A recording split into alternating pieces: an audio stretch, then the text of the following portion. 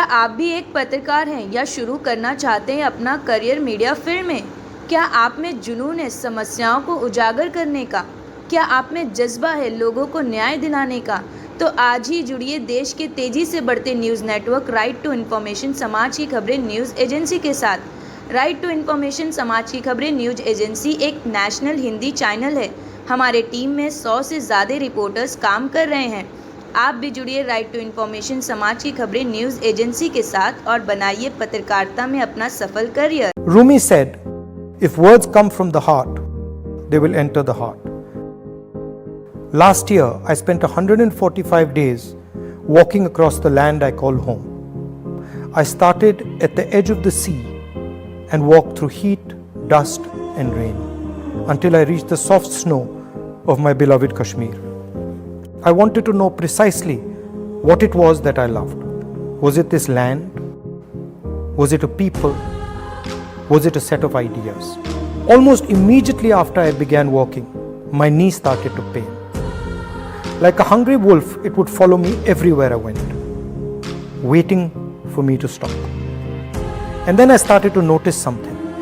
Every time I would think about stopping, every time I considered giving up, someone would come and gift me the energy to continue. Once it was a lovely little girl with a beautiful letter. Another time an old lady. Then a man who suddenly ran up to me and hugged me. It was as if a silent energy kept helping me. There was always a din in the space where we were, with loud slogans, clicking cameras, and people pushing and shoving. Then one day, I felt a silence I had never felt before.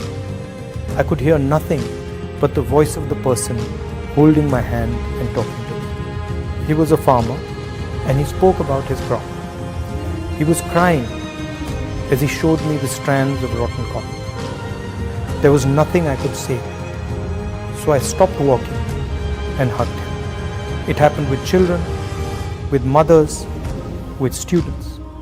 It happened with shopkeepers, carpenters and laborers. It happened with soldiers. Now, I would almost never hear myself or the crowd. My attention would not move from the person who spoke into my ear. The object of my love had suddenly revealed herself. My beloved Bharat Mata was not a land. It wasn't a set of ideas. It wasn't a particular culture, history or religion. It was the voice of every single Indian, no matter how weak or strong. India was the happiness, the fear and the pain hidden deep inside all the voices. To hear India, my own voice, my desires, my ambitions had to fall silent. India would speak to one of her own, but only if one was humble and completely silent. How simple it had turned out to be. I had been looking in the river for that which could only be found in the sea.